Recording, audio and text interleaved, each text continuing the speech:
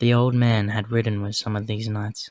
Others Dunk knew from tales told in common rooms and round campfires. Though he had never learned the magic of reading or writing, the old man had been relentless when it came to teaching him heraldry, often drilling him as they rode. The nightingales belonged to Lord Caron of the Marches, as skilled with the high harp as he was with a lance. The crowned stag was for Sir Lionel Baratheon, the laughing storm. Dunk picked out the tarly huntsman, House Targaryen's purple lightning, the red apple of the Fossways. There roared the lion of Lannister gold on crimson, and there the dark green sea turtle of the estimates swam across a pale green field. The brown tent beneath Red Stallion could only belong to Sir Otho Bracken, who was called the Brute of Bracken, since slaying Lord Quentin Blackwood 3 years past during a tourney at King's Landing. Dunk heard that Sir Otho struck so hard with the blunted long axe that he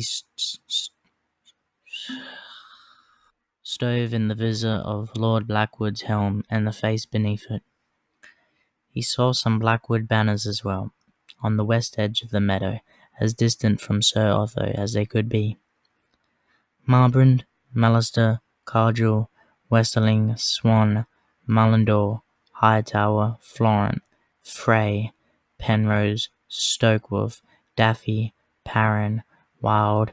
It seemed as though every lordly house of the west and south had sent a knight or three to Ashford to see the fair maid and brave the listener honour. Yet however fine their pavilions were to look upon, he knew there was no place there for him. A threadbare wool cloak would be all the shelter he had tonight. While the lords and great knights dined on capons and suckling pigs, Dunk's supper would be a hard, stringy piece of salt beef. He knew full well that if he made his camp upon the goldy field, he would need to suffer both silent scorn and open mockery. A few, perhaps, would treat him kindly, yet in a way that was almost worse. A hedge knight must hold tight to his pride. Without it, he was no more than a sellsword. I must earn my place in that company. If I fight well, some lord may take me into his household. I will ride in noble company then, and eat fresh meat every night in a castle hale, and raise my own pavilion at tourneys. But first I must do well. Reluctantly, he turned his back on the tourney grounds and led his horses into the trees. On the outskirts of the great meadow, a good half-mile from town and castle, he found a place where a bend in a brook had formed a deep pool. Reeds grew thick along its edge, and a tall leafy elm presided over all. The spring grass there was as green as any knight's banner and soft to the touch. It was a pretty spot, and no one had yet laid claim to it. This will be my pavilion, Dunk told himself, a pavilion roofed with leaves, greener even than the banners of the Tyrells and Eastermonts. His horses came first. After they had been tended, he stripped and waded into the pool to wash away the dust of travel. True knight is cleanly as well as godly, the old man always said, insisting that they wash themselves head to heels every time the moon turned, whether they smelled sour or not. Now that he was a knight, Dunk vowed he would do the same. He sat naked under the elm while he dried, enjoying the warmth of the spring air on his skin as he watched a dragonfly move lazily among the reeds. Why would they name it a dragonfly? He wondered. It looks nothing like a dragon. Not that Dunk had ever seen a dragon. The old man had, though. Dunk had heard the story 100 times, how Sir Alan had been just a little boy when his grandfather had taken him to King's Landing, and how they'd seen the last dragon there the year before it died. She'd been a green female, small and stunted, her wings withered. None of her eggs had ever hatched. Some say King Aegon poisoned her, the old man would tell. The third Aegon that would be, not King Daemon's father, but the one they named Dragonbane, or Aegon the Unlucky. He was afraid of dragons, for he had seen his uncle's beast devour his own mother. Or devour his own mother, sorry. The summers have been shorter since the last dragon died, and the winters longer and crueler. The air began to cool as the sun dipped below the tops of the trees. When Dunk felt gooseflesh sprinkling his arms, he beat his tunic and breeches against the trunk of the elm to knock off the worst of the dirt, and donned them once again. On the morrow, he could seek out the master of the games and enroll his name, but he had other matters he ought to look into tonight if he hoped to challenge.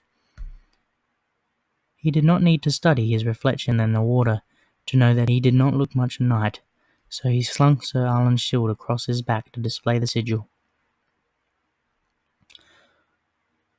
Hobbling the horses, Dunk left them to crop the thick green grass beneath the elm as he sat out on foot for the tourney's grounds. In normal times, the meadow served as commons for the folk of Ashford down across the river, but now it was transformed. A second town had sprung up overnight, a town of silk instead of stone, larger and fairer than its elder sister. Dozens of merchants had erected their stalls along the edge of the field, selling felts and fruits, belts and boots, hides and hawks, earthenware, gemstones, pewterwork, spices, feathers, and all manner of other goods. Jugglers, puppeteers, and magicians wandered among the crowds playing their trades, as did the whores and cut-pursers. Dunk kept the wary hand on his coin. When he caught the smell of sausages sizzling over a smoky fire, his mouth began to water. He bought one with a copper from his pouch and a horn of ale to wash it down. As he ate, he watched a painted wooden knight battle a painted wooden dragon. The puppeteer who worked the dragon was good to watch too. A tall drink of water with the olive skin and black hair of Dawn. She was slim as a lance with no breast to speak of, but Dunk liked her face and the way her fingers made the dragon snap and slither at the end of its strings. He would have tossed the girl a copper if he had one to spare, but just now he needed every coin. There were armourers among the merchants, as he had hoped. A Taroshi with a forked blue beard was selling ornate helms, gorgeous fantastical things wrought in the shapes of birds and breasts, and chased with gold and silver.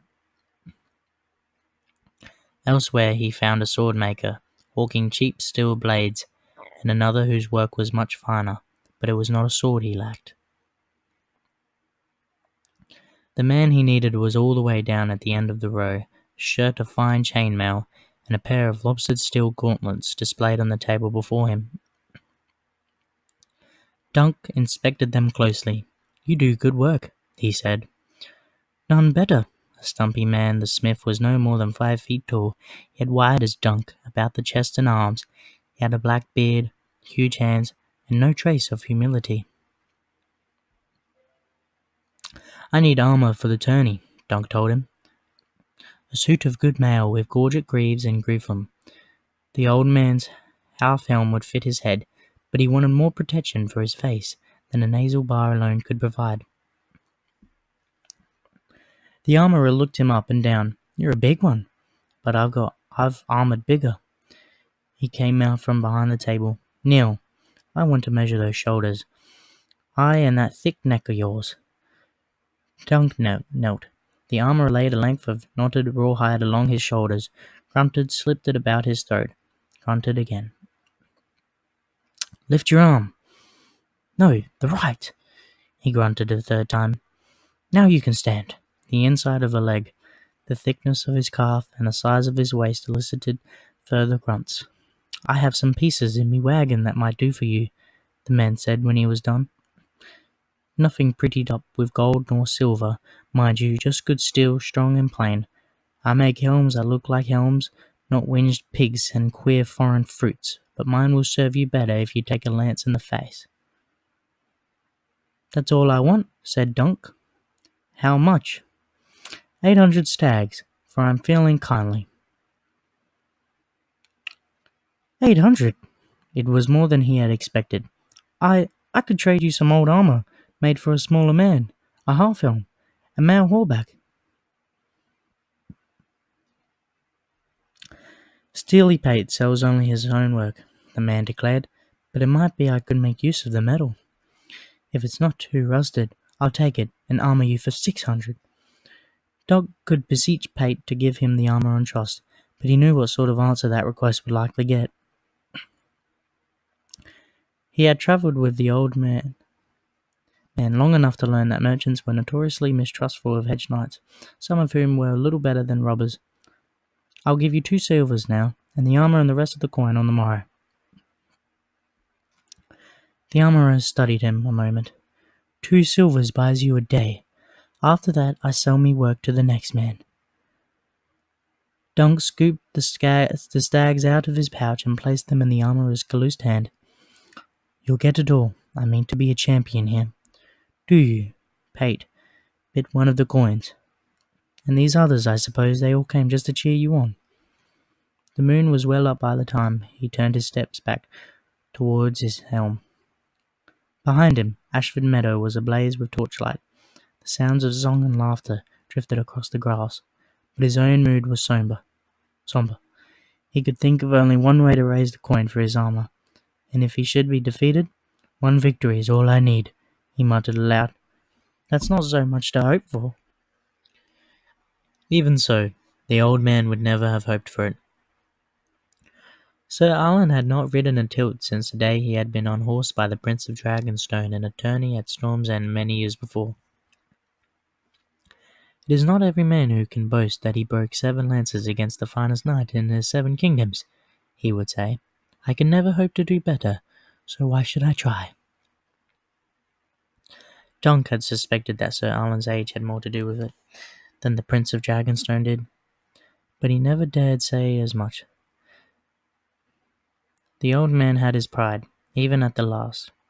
"I am quick and strong," he always said, so what was true for him need not be true for me, he told himself stubbornly.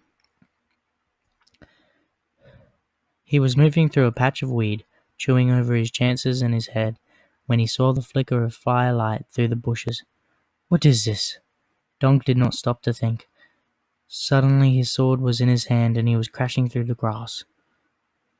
He burst out roaring and cursing, only to jerk to a sudden halt at the sight of the boy beside the campfire. "You!" He lowered the sword. "What are you doing here?" "Cooking a fish," said the bald boy. "Do you want some?" "I meant, how did you get here?" "Did you steal a horse?" "I rode in the back of a cart with a man who was bringing some lambs to the castle for my lord of Ashford's stable." "Well, you'd best see if he's gone yet or find another cart. I won't have you here." "You can't make me go," the boy said, impertinent. "I've had enough of that inn." "I'll have no more insolence from you," Dunk warned. "I should throw you over my horse right now and take you home." "You'd need to ride all the way to King's Landing," said the boy. "You'd miss the tourney." King's Landing. For a moment Dunk wondered if he was being mocked, but the boy had no way of knowing that he had been born in King's Landing as well. Another wretch from Flea Bottom like as not, and who can blame him for wanting out of that place? He felt foolish, standing there with sword in hand over an 8-year-old orphan. He sheathed it, glowering so the boy would see that he would suffer no nonsense.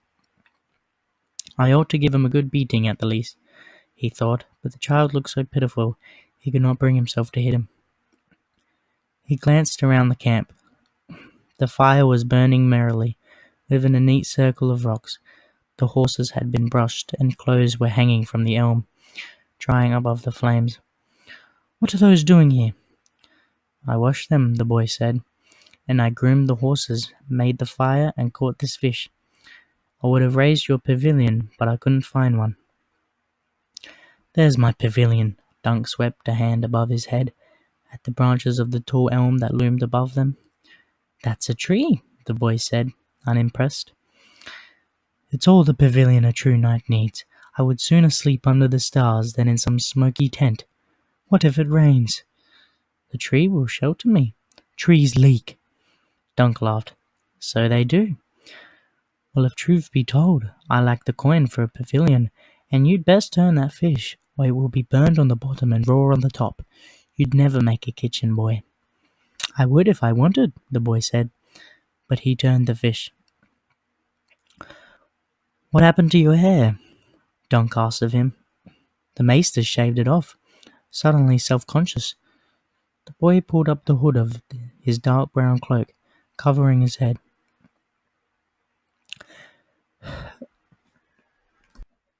Dunk had heard that they did that sometimes, to treat lice or rootworms or certain sicknesses. "Are you ill?" "No," said the boy. "What's your name?" "Dunk," he said.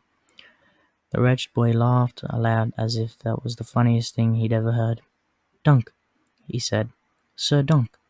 There's no name for a knight. It is short for Duncan." "Is it short for Duncan?" Was it? The old man had called him just Dunk for as long as he could recall. He did not remember much of his life before.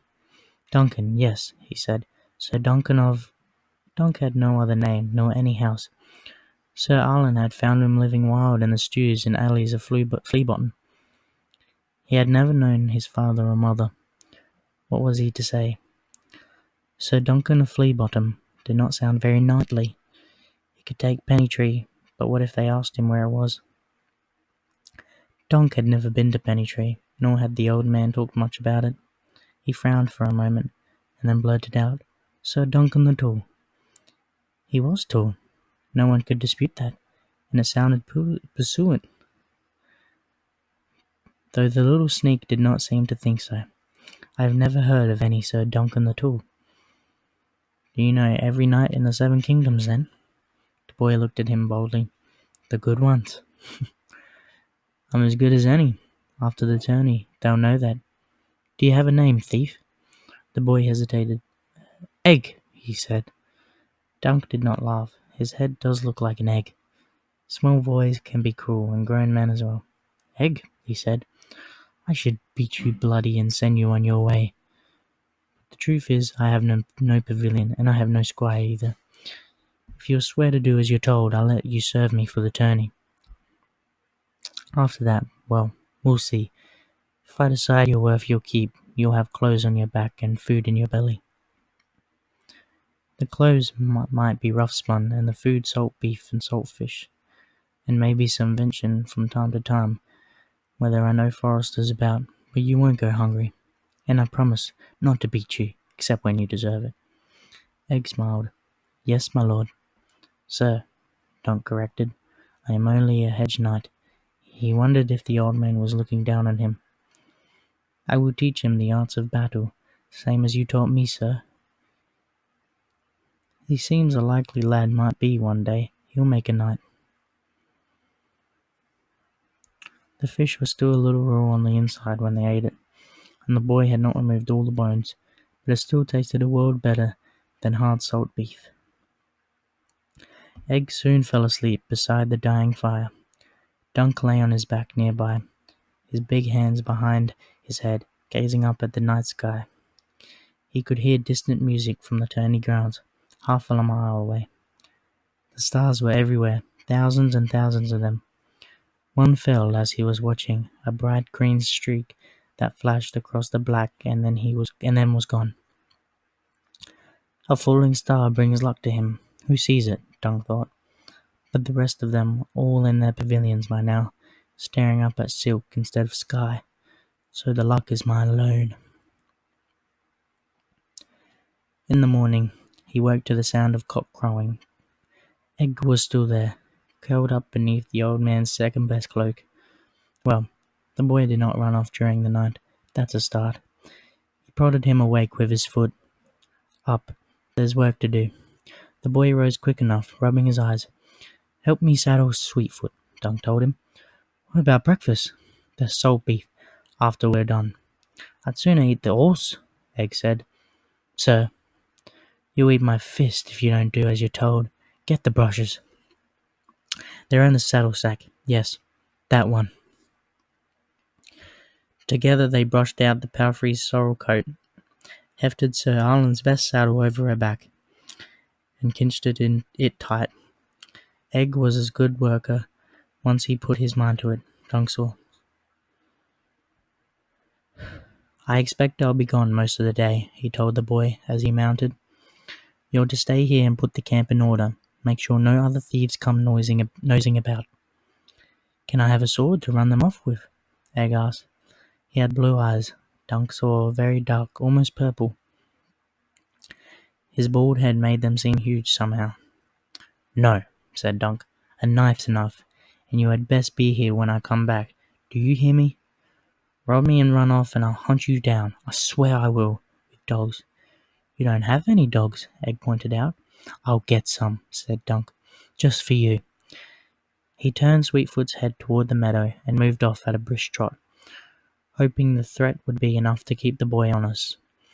Save for the clothes on his back, the armor in his sack, and the horse beneath him, everything Dunk owned in the world was back at that camp. I'm a great fool to trust the boy so far, but it is no more than the old man did for me, he reflected. The mother must have sent him to me so that I could pay my debt. As he crossed the field, he heard the rings of hammers from the riverside, where carpenters were nailing together, jousting barriers and raising a lofty viewing stand. A few new pavilions were going up as well, while the knights who had come earlier, slept off last night's revels, or sat to break their fast. Dunk could smell wood smoke, and bacon as well. To the north of the meadow flowed the river Cockleswent, a vassal stream to the mighty Mander. Beyond the shallow ford lay town and castle. Dunk had seen many a market town during his journeys with the old man. This was prettier than most. The whitewashed houses with their thatched roofs had an inviting aspect to them. When he was smaller, he used to wonder what it would be like to live in such a place, to sleep every night with a roof over your head, and wake every morning with the same walls wrapped around you. It may be that soon, I'll know. I, and Egg too. It could happen. Stranger things happened every day. Ashford Castle was a stone structure built in the shape of a triangle, with round towers rising 30 feet tall at each point, and thick crenelled walls running between. Orange banners flew from its battlements, displaying the white sun and chevron sigil of its lord. Men-at-arms in orange and white livery stood outside the gates, with halberds, watching people come and go, seemingly more intent on joking with the pretty milkmaid than in keeping anyone out. Dunk reined up in front of the short, bearded man he took for their captain and asked for the master of the games. It's Plummer you want. He's steward here. I'll show you.